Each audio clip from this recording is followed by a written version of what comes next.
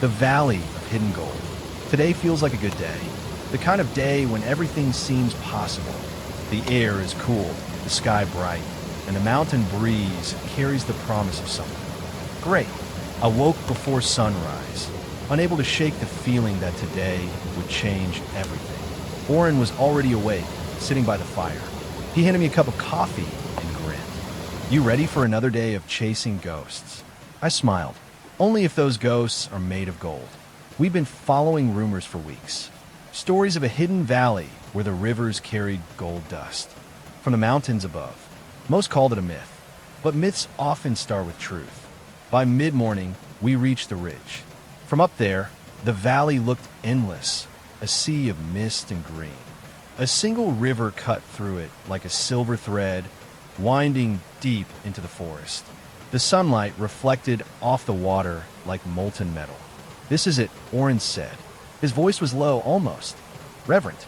I nodded, feeling the same pull in my chest. Something about this place called to us.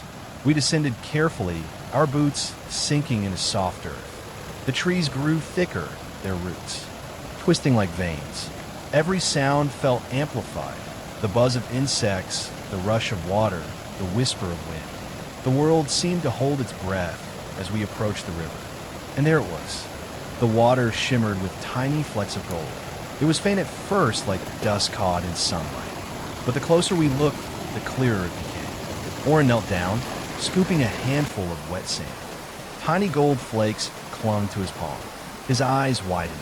"You see that?" I nodded slowly. We found it. Excitement burned through us like fire. We unpacked our gear, hands seized shovels.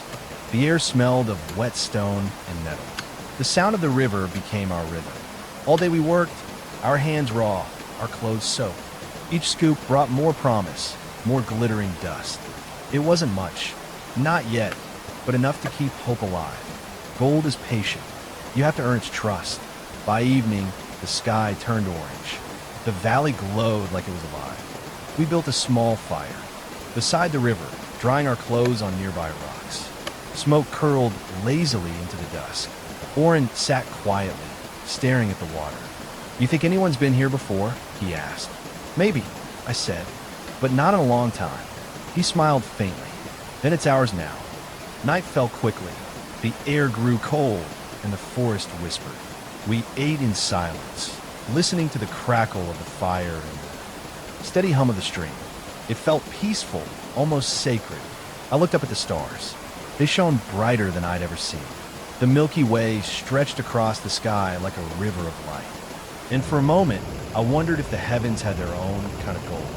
When I finally lay down, sleep came slowly. Dreams of glittering water and endless digging filled my mind. Somewhere in there, dark, the river kept flowing, constant, eternal. It was as if the mountain itself was breathing. At dawn, we began again. The mist clung low, swirling around our feet. Birds called from the trees, cautious but curious, and the water sparkled, greeting the morning sun. We moved upstream, following the current. Each bend revealed new places to search. Pools where gold dust gathered like tiny galaxies, rocks painted in golden streaks. Orin shouted suddenly. He had found a small crevice in the riverbank, filled with heavy sediment. He panned it carefully, eyes fixed on the swirling dirt. When the water cleared, a nugget remained. It was small, no bigger than a fingernail, but it glowed like fire in his hand. We laughed, like children who'd just discovered treasure. That piece meant everything. "This valley's full of it," Orin said. His voice trembled with excitement. I nodded, feeling the same rush of adrenaline. It wasn't just gold, it was discovery. Hours passed in a blur of work and wonder. The sun beat down, sweat running into our eyes. The sound of shovels and rushing water filled the air. And slowly, our collection grew. By afternoon, we had a handful of small nuggets and a pouch full of dust. Not fortune yet, but proof. Proof that the stories were real. Proof that the mountain had shared its secret with us. We took a break near a large boulder.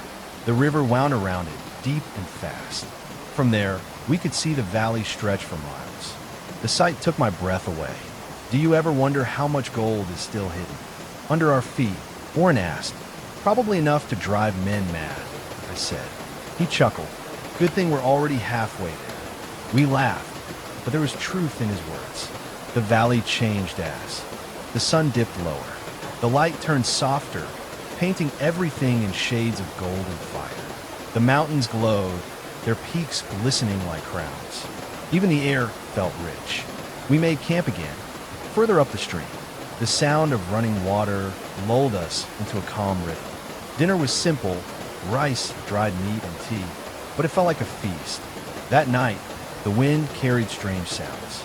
Not whispers, but echoes, deep and distant, like stones shifting beneath the earth. I sat up listening. Orin stirred beside me. You hear that? Yeah, I said quietly. He looked uneasy. It's like the mountains moving. Maybe it's telling us we're not done yet. The next morning, the air was heavy with fog. We followed the river further, climbing over slippery rocks and falling trees. The water grew faster, narrower, and then we saw it, a waterfall. It wasn't large, but it was beautiful. The sunlight hit it just right, turning the mist into rainbows. At the base of the falls, the water shimmered gold. We stood there in silence, awed. This is where it starts, Orin said. I nodded. The source. We began digging at the edges, careful not to disturb the flow. The sediment here was thicker, darker, heavy with promise. By midday, we'd filled several pans. Each one glimmered when the sun hit it. Our hands ached, our backs burned, but we didn't care. The thrill of discovery kept us going. At one point, Orin slipped and fell into the water. We both burst out laughing as he emerged, soaked but grinning. He held up a stone, rough, strange, and shining. It wasn't pure gold, but it was close. That's a good omen, I said. He nodded. The best one yet. We added it to our growing collection. Each piece felt like a piece of the valley itself. By evening, the light began to fade again. We sat by the river, our tools laid out beside us. The water glowed faintly, reflecting the last rays of the sun. It felt like the valley was alive, breathing with us. Orin broke the silence. You think we'll ever leave? Someday, I said, but not until we find what we came for. He smiled. Then we might be here a while. Maybe that's not such a bad thing. We watched the stars appear again. The wind moved through the trees, soft and steady. The sound of the waterfall echoed like distant thunder. And for the first time in a long time, I felt peace. The valley had accepted us. We could feel it in the air, in the earth, in the water. It wasn't just a place anymore. It was a living memory, and we were part of it now. Tomorrow, we'll dig deeper. We'll follow the river higher into the mountains. It could take days, maybe weeks, maybe longer. But that's what makes it worth it. Not the gold itself, but the journey, the silence, the discovery, the reminder that the world still hides wonders. And somewhere under the sunlit waters of this forgotten valley, the mountain's veins still run with gold, waiting for those who dare to find it.